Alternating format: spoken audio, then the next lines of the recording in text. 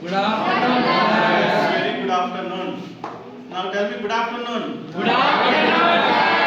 Now we are in the fourth chapter. So the topic is notice, agenda and minutes. What are the topic is there?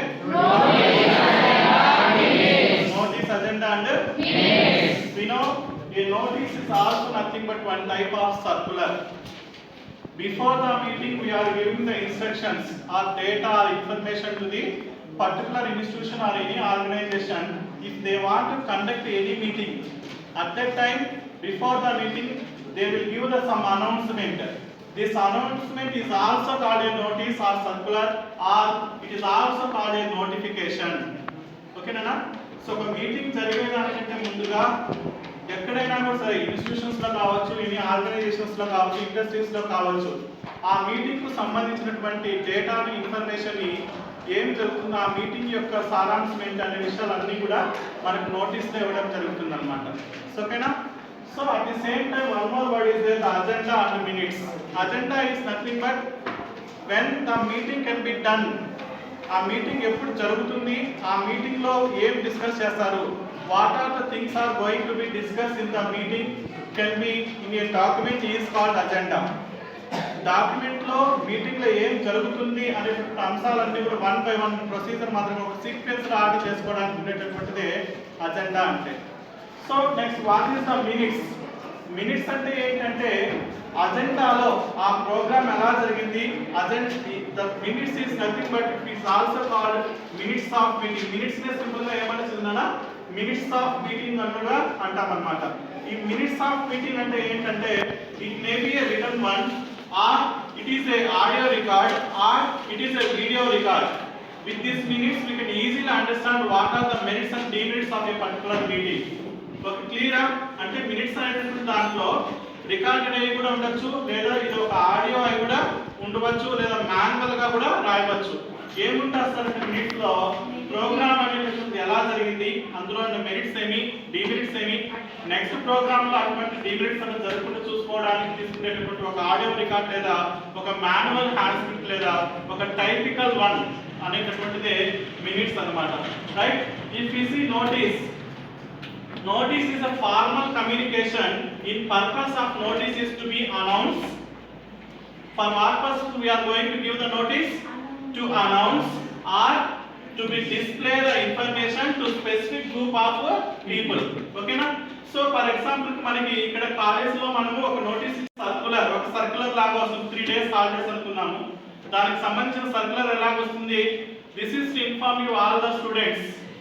Okay, the coming day or 2 to 3 days we have the holidays అని చెప్పేసి ఒక circular మనకి ఇవ్వడం జరుగుతుంది. Class circular రావడమే కాకుండా ఆ circular మళ్ళీ ఎక్కడ డిస్ప్లే చేస్తారు, నోటీస్ బోర్డులో డిస్ప్లే చేస్తాం. ఓకేనా?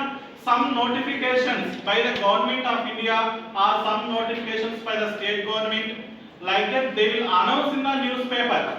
ఏవైనా జాబ్స్ నోటిఫికేషన్స్ వస్తూ ఉంటాయి, అవి ఎక్కడ అనౌన్స్ చేస్తారు, న్యూస్ పేపర్ లో అనౌన్స్మెంట్ అనేది వస్తుంది. That is also one type of notice, that is also called one type of notification, even that is also called a circular. దాన్ని ఇంకా ఏమనుకున్నాను మనము, నోటిఫికేషన్ అనొచ్చు, సర్క్యులర్ అనొచ్చు, నోటీస్ అని కూడా అనొచ్చు అన్నమాట. అలాగే మనకి particular specific group of people అన్నారు చూడండి.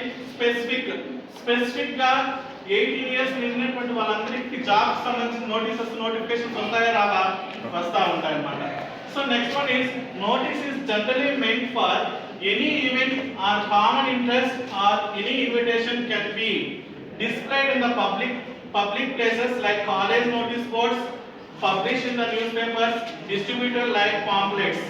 కొన్ని ఇన్స్టిట్యూషన్స్ పాంప్లెట్స్ పంచుతా ఉంటాయి పబ్లిసిటీ చేసుకోవడం కోసం, అవునా కాదు? So this is also one type of notice. ఆ కాలేజ్ యొక్క గ్రోత్ ని వేరే వాళ్ళకి చెప్పడం కోసం గాను సో వాళ్ళు ఆ నోటీసెస్ ని ఇవ్వడం జరుగుతుంది అన్నమాట. So every notice has some guide lines. ఒక బిజినెస్ రైటింగ్ చేయడంలో 3 కాంపోనెంట్స్ అనేటటువంటివి, ఒక బిజినెస్ రైటింగ్ చేసే టైంలో ఏం జరుగుతుంది అంటే 3 కాంపోనెంట్స్ అనేటటువంటి మనకు మేజర్ గా అవసరం అన్నమాట. 3 కాంపోనెంట్స్ ఏవేవంటే notice, agenda and minutes. Business writing లో కూడా చూస్తూ ఉంటారు మీరు. So in the business writing we have reports, memos like that.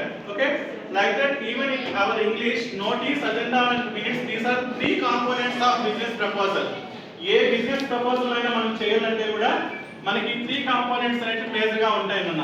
Every notice has two types, one is formal and one more is informal. Formal గా ఉండే notice ఎలా ఉంటుందంటే which can be use for official in a polite manner. Offices, organisations, schools, whatever the business purpose, we are using the notice is a formal notice. But the informal notice is also there. Informal notices we can use the family members, relatives, like that. Okay, Nana? Sometimes we can use the informal formats like this, the personal communication. So for every notice we have some conditions. Sometimes if we have a home or the land problems, at that time also we will get some live notices. Live నుంచి కూడా notices అనేటివి మనకు వస్తూ ఉంటాయి. But there are some conditions are there for the notice. The notice must be displayed or to be given to the person before 7 days. ఎన్నో ముందు ఇవ్వాలని notice అనేది before 7 days అనేది ఖచ్చితంగా ఇవ్వాల్సి ఉంటుంది. That is the first condition. Or if it is emergency, we need to give at least 48 hours before. 48 గంటల ముందు ఖచ్చితంగా ఇవ్వాల్సి అనేది ఉంటుంది. Every notice must be contained in the title of the part or the head of the part. Who is the issuer of the notice? The head of the institution, the title of the institution. అంటే notice పై భాగాన్ని ఖచ్చితంగా ఏ organisation వాళ్ళు ఇస్తా ఉన్నారు, ఏ institution వాళ్ళు ఆ notice ఇస్తా ఉన్నారు, వాళ్ళ హెడ్డింగ్ అనేటువంటిది ఖచ్చితంగా ఉండాలి. For what purpose they are issuing the notice, ఏ పర్పస్ కోసం ఆ నోటీస్ ఇస్తా ఉన్నారు.